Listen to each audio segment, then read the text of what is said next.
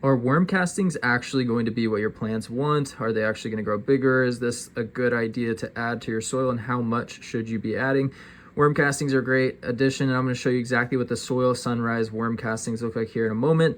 They're a really good addition to your soil. You can add as much as 30% of worm castings to your soil mixtures, and it's going to help reduce your root rot and your fungus gnats and your issues like that. And it's going to also feed your plants and help keep that soil wet without overwatering your plants. So if you naturally like to overwater, this is going to help you keep your soil a little bit drier, but also filled with nutrients that plants love. And it's going to help reduce pests and make it harder for them to ruin your houseplant jungle. So let's take a look at the worm castings.